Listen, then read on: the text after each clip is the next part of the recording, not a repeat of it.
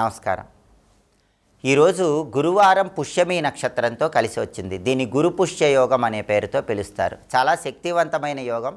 అలాగే ఈరోజు కదలీ గౌరీ వ్రతాన్ని కూడా ఆచరించాలని ధర్మశాస్త్ర గ్రంథాల్లో చెప్పారు. గురు పుష్య యోగం, కదలీ గౌరీ వ్రతం సందర్భంగా కొన్ని ప్రత్యేకమైన విధి విధానాలు పాటిస్తే సమస్త శుభ ఫలితాలు చేకూరుతాయి.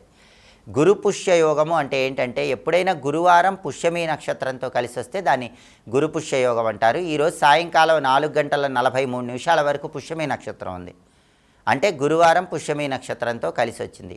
గురు పుష్య యోగం ఉన్న రోజు బంగారం కొంటే చాలా మంచిది. మళ్ళీ బంగారం కొనుక్కునే యోగం కలుగుతూ ఉంటుంది. కాబట్టి ఈరోజు కొద్దిగా అయినా సరే బంగారం కొనటం మంచిది. అలాగే ఈ యోగం ప్రధానంగా భూములు కానీ, గృహాలు కానీ, స్థలాలు కానీ, పొలాలు కానీ, అపార్ట్మెంట్లు కానీ వీటిని కొనుక్కోవటానికి, వాటికి సంబంధించిన అడ్వాన్సులు ఇవ్వటానికి అద్భుతమైన యోగంగా జ్యోతిష శాస్త్రంలో చెప్పారు.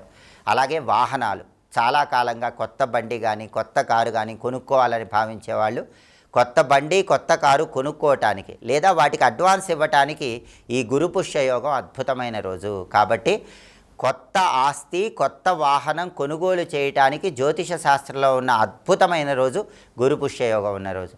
అలాగే చాలామంది తరచుగా ఇళ్ళు మారుతూ ఉంటారు.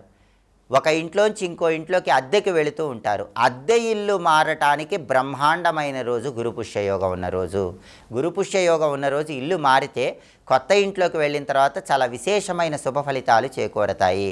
అలాగే గురువు గారి దగ్గర మంత్రదీక్షలు స్వీకరించడానికి కూడా గురు పుష్య యోగం అద్భుతమైన రోజు. అలాగే జీవితానికి సంబంధించిన కీలకమైన నిర్ణయాలు తీసుకోవటానికి గురు పుష్య యోగం అద్భుతంగా సహకరిస్తుంది.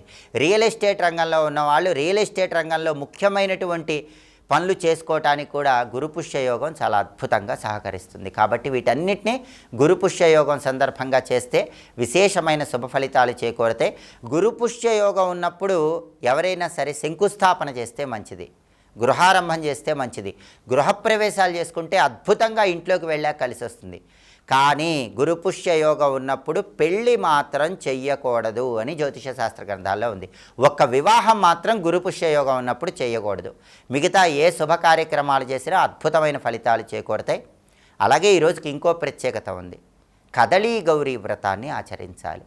కదలీ గౌరీ వ్రతాన్ని ఎందుకు ఆచరించాలంటే, పార్వతీదేవి శివుణ్ణి వివాహం చేసుకోవటానికి ఎన్ని సంవత్సరాలు తపస్సు చేసినా శివుడు ప్రత్యక్షం కాకపోతే బాధపడుతూ ఉన్న తరుణంలో భృగు మహర్షి పార్వతీదేవి దగ్గరకు వచ్చి జ్యేష్ఠ మాసంలో శుక్లపక్షంలో తదియ రోజు అరటి చెట్టు దగ్గర శివుణ్ణి పూజించమని, అరటి చెట్టును పూజించమని చెప్తాడు. అప్పుడు పార్వతీదేవి జ్యేష్ఠమాసం శుక్లపక్షం తదియ రోజు అరటి చెట్టు దగ్గర ఒక మండపం ఏర్పాటు చేసుకొని ఆ మండపంలో ఈశ్వరుణ్ణి ప్రతిష్ఠించుకొని శివపూజ ప్రారంభించి జ్యేష్ఠ శుక్ల తదియ రోజు ఉపవాసం ఉండి రాత్రికి జాగరణ చేసి ఆ రోజు నుంచి 30 రోజుల పాటు శివుణ్ణి ప్రత్యేకంగా పూజిస్తే ఆ తర్వాత ఈశ్వరుడు ప్రత్యక్షమై పార్వతీదేవిని వివాహం చేసుకున్నాడని పౌరాణిక గ్రంథాల్లో చెప్పారు. అంటే జ్యేష్ఠ శుక్ల తదియ రోజు స్వయంగా పార్వతీదేవి అరటి చెట్టు దగ్గర శివుణ్ణి ఉంచి శివుణ్ణి పూజించిన రోజు.